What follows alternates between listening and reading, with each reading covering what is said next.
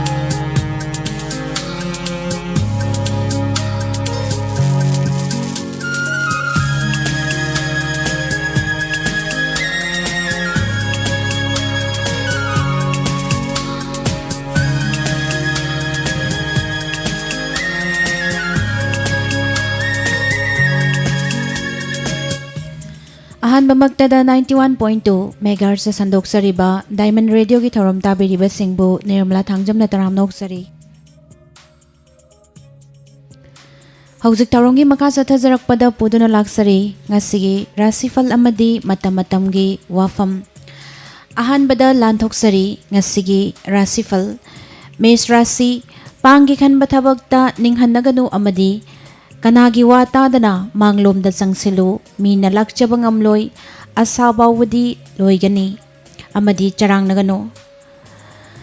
ꯂꯩꯁꯥ ꯄꯥꯈꯪꯁꯤꯡꯒꯤ ꯑꯣꯏꯅ ꯊꯥꯒꯠꯄꯤꯒꯅꯤ꯫ ꯕ꯭ꯔꯤꯁ ꯔꯥꯁꯤ ꯆꯤꯟ ꯁꯣꯏꯔꯒ ꯁꯦꯜ ꯇꯤꯡꯕ ꯑꯃꯗꯤ ꯑꯉꯝꯕꯅ ꯌꯦꯠꯅꯔꯒ ꯂꯟ ꯃꯌꯦꯡ ꯇꯥꯕ ꯌꯥꯕ ꯅꯨꯃꯤꯠꯅꯤ ꯈꯥꯡꯕ ꯀꯜꯂꯨ ꯑꯃꯗꯤ ꯆꯤꯟ ꯌꯥꯡꯒꯅꯨ ꯀꯥꯟꯅꯒꯅꯤ ꯊꯧꯅꯥꯗꯤ ꯍꯟꯒꯅꯨ ꯂꯩꯁꯥ ꯄꯥꯈꯪꯁꯤꯡꯒꯤ ꯑꯣꯏꯅ ꯄꯨꯛꯅꯤꯡ ꯇꯞꯊꯧ꯫ ꯃꯤꯊꯨꯟ ꯔꯥꯁꯤ ꯅꯆꯥꯛ ꯅꯔꯜ ꯆꯥꯎꯈꯠꯅꯕ ꯈꯨꯠꯆꯥꯎ ꯊꯥꯍꯧꯔꯣ ꯆꯤꯡꯅꯒꯅꯨ ꯁꯣꯏꯗꯅ ꯃꯥꯏ ꯄꯥꯛꯀꯅꯤ ꯇꯧꯕꯗꯕꯨ ꯍꯟꯊꯕ ꯂꯣꯏꯅꯒꯅꯨ ꯑꯐꯥ ꯑꯄꯨꯟꯒꯤ ꯊꯕꯛꯇꯗꯤ ꯄꯥꯡꯒꯅꯨ ꯂꯩꯁꯥ ꯄꯥꯈꯪꯁꯤꯡꯒꯤ ꯑꯣꯏꯅ ꯂꯥꯏꯕꯛ ꯐꯒꯅꯤ꯫ ꯀꯔꯀꯠ ꯔꯥꯁꯤ ꯊꯥꯖꯗꯕ ꯀꯥꯟꯅꯕꯗꯤ ꯐꯪꯒꯅꯤ ꯑꯃꯗꯤ ꯑꯔꯥꯞꯄ ꯃꯤꯒꯤ ꯃꯇꯦꯡ ꯂꯧꯕ ꯀꯥꯟꯅꯒꯅꯤ ꯑꯗꯨꯕꯨ ꯃꯔꯨꯞ ꯃꯄꯥꯡꯅ ꯋꯥꯔꯧꯏ ꯑꯅꯤꯡꯕ ꯑꯔꯨꯕ ꯊꯕꯛ ꯄꯥꯡꯕꯗꯤ ꯌꯥꯔꯣꯏ ꯂꯩꯁꯥ ꯄꯥꯈꯪꯁꯤꯡꯒꯤ ꯑꯣꯏꯅ ꯀꯥꯏꯅꯒꯅꯤ꯫ ꯁꯤꯡꯍ ꯔꯥꯁꯤ ꯍꯔꯥꯎꯕ ꯅꯨꯡꯉꯥꯏꯕ ꯋꯥꯈꯜ ꯊꯣꯛꯄ ꯑꯃꯗꯤ ꯃꯤꯅ ꯊꯥꯒꯠꯄꯤꯕ ꯂꯩꯒꯅꯤ ꯐꯤꯡꯕꯅ ꯀꯥꯏꯅꯕ ꯑꯃꯗꯤ ꯃꯔꯨꯞ ꯈꯟꯕ ꯂꯩꯇ꯭ꯔꯗꯤ ꯆꯥꯗꯤꯡ ꯍꯦꯟꯕ ꯅꯨꯃꯤꯠꯅꯤ ꯂꯩꯁꯥ ꯄꯥꯈꯪꯁꯤꯡꯒꯤ ꯑꯣꯏꯅ ꯅꯤꯡꯕ ꯃꯄꯥ ꯆꯥꯏ꯫ ꯀꯟꯌꯥ ꯔꯥꯁꯤ ꯍꯛꯆꯥꯡ ꯅꯨꯡꯉꯥꯏꯖꯕ ꯍꯦꯟꯕ ꯑꯃꯗꯤ ꯅꯤꯡꯊꯤꯅ ꯁꯤꯜꯂꯒ ꯄꯥꯡꯕ ꯊꯕꯛ ꯈꯨꯗꯤꯡ ꯁꯣꯏꯗꯅ ꯃꯥꯏ ꯄꯥꯛꯆꯒꯅꯤ ꯅꯨꯡꯉꯥꯏꯕ ꯂꯩꯒꯅꯤ ꯍꯨꯔꯥꯟꯕꯗꯩꯗꯤ ꯆꯦꯛꯁꯤꯜꯂꯨ ꯂꯩꯁꯥ ꯄꯥꯈꯪꯁꯤꯡꯒꯤ ꯑꯣꯏꯅ ꯈꯥꯡꯕ ꯀꯜꯂꯨ꯫ ꯇꯨꯂꯥ ꯔꯥꯁꯤ ꯑꯆꯨꯝꯕꯒꯤ ꯃꯃꯥꯡꯗ ꯑꯔꯥꯟꯕꯅ ꯃꯥꯏꯊꯤ ꯍꯥꯏꯕ ꯎꯠꯄ ꯉꯝꯕ ꯅꯨꯃꯤꯠꯅꯤ ꯑꯆꯨꯝꯕꯅ ꯃꯥꯡꯑꯣꯏꯅꯧ ꯑꯃꯗꯤ ꯃꯤꯌꯥꯝꯅ ꯌꯥꯕꯗ ꯈꯣꯡ ꯊꯥꯡꯕ ꯐꯒꯅꯤ ꯍꯨꯔꯥꯟꯕꯅꯗꯤ ꯇꯨꯡꯏꯟꯅꯩ ꯂꯩꯁꯥ ꯄꯥꯈꯪꯁꯤꯡꯒꯤ ꯑꯣꯏꯅ ꯅꯨꯡꯁꯤ ꯃꯔꯤ ꯐꯩ꯫ ꯕ꯭ꯔꯤꯁꯛ ꯔꯥꯁꯤ ꯑꯅꯝ ꯇꯥꯟꯕ ꯑꯃꯗꯤ ꯅꯥꯄꯜ ꯊꯥꯗꯣꯛꯂꯕꯗꯤ ꯌꯦꯡꯊꯤꯅꯕ ꯃꯥꯡꯈꯤꯅꯤ ꯏꯃꯨꯡ ꯃꯅꯨꯡꯅ ꯄꯥꯝꯗꯕ ꯃꯤꯌꯥꯝꯅ ꯄꯥꯝꯕꯅꯤ ꯑꯃꯗꯤ ꯑꯉꯝꯕꯅ ꯆꯥꯟꯕꯤꯕꯗꯩ ꯑꯅꯤꯡꯕ ꯄꯥꯡꯒꯅꯤ ꯂꯩꯁꯥ ꯄꯥꯈꯪꯁꯤꯡꯒꯤ ꯑꯣꯏꯅ ꯅꯨꯡꯁꯤꯕꯅ ꯆꯥꯜꯂꯤ꯫ ꯙꯅꯨ ꯔꯥꯁꯤ ꯋꯥ ꯉꯥꯡꯕ ꯌꯦꯠꯅꯕ ꯑꯃꯗꯤ ꯍꯣꯌꯥꯐꯕ ꯂꯨꯏ ꯑꯈꯪ ꯑꯍꯩꯒꯤ ꯋꯥ ꯇꯥꯗꯅ ꯑꯔꯨꯕ ꯊꯧ ꯄꯥꯡꯒꯅꯨ ꯍꯥꯟꯅꯗꯩ ꯄꯥꯡꯂꯛꯄ ꯊꯕꯛꯇꯗꯤ ꯆꯤꯡꯅꯗꯅ ꯑꯗꯨꯝ ꯃꯈꯥ ꯆꯠꯊꯧ ꯂꯩꯁꯥ ꯄꯥꯈꯪꯁꯤꯡꯒꯤ ꯑꯣꯏꯅ ꯃꯇꯝ ꯉꯥꯏꯕ ꯀꯜꯂꯨ꯫ ꯃꯀꯔ ꯔꯥꯁꯤ ꯑꯆꯨꯝꯕꯅ ꯑꯃꯗꯤ ꯂꯥꯏꯅꯤꯡ ꯆꯨꯝꯅ ꯆꯠꯆꯕꯅ ꯅꯆꯥꯛ ꯅꯔꯜ ꯊꯣꯏꯅ ꯆꯥꯎꯈꯠꯄ ꯊꯦꯡꯅꯒꯅꯤ ꯑꯗꯨꯕꯨ ꯍꯛꯆꯥꯡ ꯅꯨꯡꯉꯥꯏꯕ ꯋꯥꯠꯄ ꯑꯃꯗꯤ ꯃꯍꯧ ꯆꯥꯎꯕꯅ ꯇꯥꯊꯤꯕꯗꯤ ꯂꯩ ꯂꯩꯁꯥ ꯄꯥꯈꯪꯁꯤꯡꯒꯤ ꯑꯣꯏꯅ ꯅꯤꯡꯕ ꯃꯄꯥ ꯆꯥꯗꯦ꯫ ꯀꯨꯝꯚ ꯔꯥꯁꯤ ꯈ꯭ꯋꯥꯏꯗꯒꯤ ꯅꯤꯡꯕ ꯊꯨꯡꯕ ꯃꯤꯆꯪ ꯍꯦꯟꯒꯠꯄ ꯑꯃꯗꯤ ꯃꯔꯨꯞ ꯃꯄꯥꯡꯇ ꯅꯠꯇꯅ ꯃꯤꯌꯥꯝꯅ ꯆꯥꯟꯕꯤꯕ ꯂꯩ ꯑꯅꯝ ꯇꯥꯟꯒꯅꯨ ꯅꯣꯂꯨꯛꯅ ꯆꯠꯄꯅ ꯍꯦꯟꯅ ꯃꯥꯏ ꯄꯥꯛꯀꯅꯤ ꯂꯩꯁꯥ ꯄꯥꯈꯪꯁꯤꯡꯒꯤ ꯑꯣꯏꯅ ꯅꯨꯡꯁꯤꯕ ꯐꯪꯉꯤ꯫ ꯑꯔꯣꯏꯕꯗ ꯃꯤꯅ ꯔꯥꯁꯤ ꯃꯤꯡꯆꯠ ꯍꯦꯟꯒꯠꯀꯅꯤ ꯑꯣꯏꯖꯕ ꯇꯥꯟꯕꯁꯨ ꯁꯣꯏꯗꯅ ꯀꯥꯟꯅꯒꯅꯤ ꯑꯃꯗꯤ ꯑꯅꯧꯕ ꯑꯁꯥ ꯂꯥꯛꯀꯅꯤ ꯁꯥꯎꯅꯕꯅ ꯅꯨꯡꯁꯥ ꯊꯤꯕ ꯑꯃꯗꯤ ꯌꯦꯛꯅꯕꯅ ꯃꯔꯨꯞ ꯃꯥꯡꯍꯟꯕꯗꯤ ꯂꯩ ꯂꯩꯁꯥ ꯄꯥꯈꯪꯁꯤꯡꯒꯤ ꯑꯣꯏꯅ ꯅꯨꯡꯁꯤꯕ ꯐꯪꯉꯤ꯫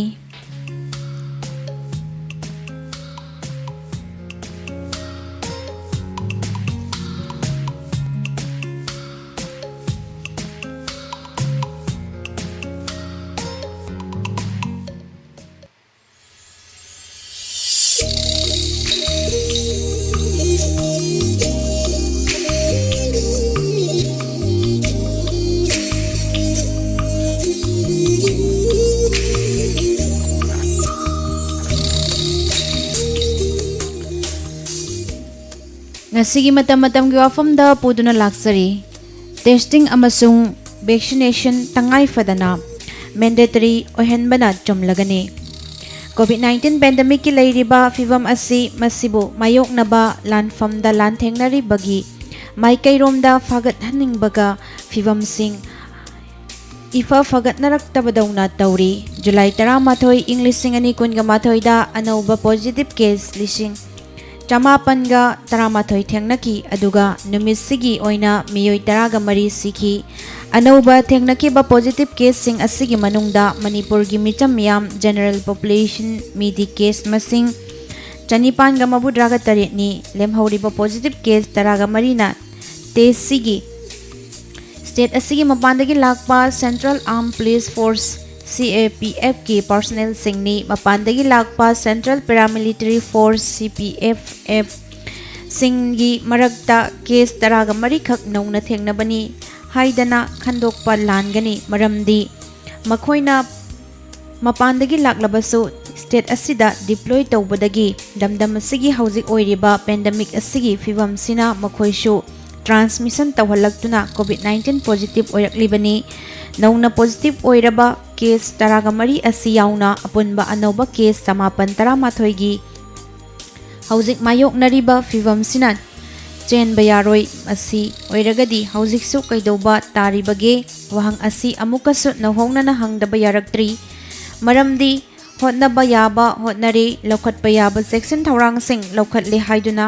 penthokpa yadri lokhalakliba anauba section thorang sing amasung ahenba pambai sing adu khaktana aroibani khanbasu chumloi maramdi COVID-19 pandemic ki ani shuba wave ki mayok nariba lan asi loidri loibagi mahutta nongmagi henna kansilakli oirakliba fivam asi COVID pu mai thiba piduna mai paknabagi damak lokhatpam thokpa thabak thorompom namak lokhatna oihallakpani adunadi lan asidagi mai pakna halaknabagi damak makhatana anowa pambai thiba masung kharaga hena kansina hotnabagi tangai fadaba hauziksu mathau tari maramdi hotnaba yaba hotnare adubu areng puthare hena luba kom amada adum tasille haiduna lanpham sidagi mai leiduna chenba yaba khongpham natte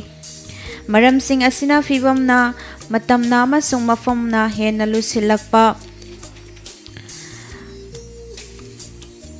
maikairomda pusilaklibanina COVID-19 gi testing amasung masidagi ngakthoknabagi hidak kapthokpa yaraba miyoising pumnamak amatta chithadana vaccination tawbagi thabak singdi songsoi soidana tawdaba yadraba thabak sing ohenbagi mathau tare hainingi July 10 dagi haurakliba yumthong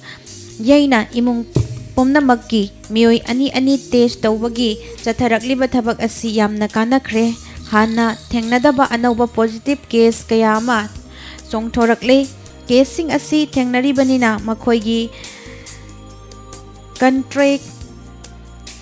testing amasung mangjongnana medical gi mathau taba thabak sing lokhat haunabagi khudong chaba amasung fangle maram asina anauba pambai sisu thengnariba lan sida hapsilakpaga loinana COVID-19 gi testing amasung vaccination gi thabak sisu mandatory ohelashi State Disaster Management Act ta yaudrabasu masibu chana haliba State Executive Committee amen tauraga hapsillu state khaktadan ngamdragana Union Government ki ayabalo nakal amaromda Manipur gi COVID-19 gi fibamna state sigi miyam pumnamak nungtigi samangda sangkhallaga thambagi fibamda yahollakpasidadi miyam wakhal tahaningi hauzik fawbada Teshu tawzaroi hidak su kapsaroi haiduna laithokpagi matamdu natre haibasi khangadabani mi amana firep asi lauduna laithokhiba matamda hakthengnana sohalakadabasi ahanbada mahaki imungni mathangda yumlon kairon naribasingni mathangdana laikaini aduga paksanna sandok halakadoribani COVID kilan asi government khaktana thengnagadaba natte lansida miyam pumnamaksu lan mi oina mangjil thana jongsinduna saruk yagadabani punna mai pakminnanaba honagadabani masinatana hotnari thengnari mayoknari haiduna government khaktada inthokpa frontline worker amadi COVID warriors singi mathaudang khakta ohenbagi fibamdi houdong nanga ꯆꯥꯔꯤ ꯌꯦꯡꯂꯤ ꯍꯥꯏꯕꯗꯨ ꯇꯥꯔꯛꯀꯅꯤ ꯃꯁꯤꯗꯤ ꯆꯨꯝꯂꯣꯏ ꯇꯧꯐꯝꯁꯨ ꯊꯣꯛꯇꯦ ꯍꯥꯏꯅꯤꯡꯉꯤ ꯃꯁꯤꯅꯤ ꯉꯁꯤꯒꯤ ꯄꯨꯖꯔꯛꯂꯤꯕ ꯃꯇꯝ ꯃꯇꯝꯒꯤ ꯋꯥꯐꯝ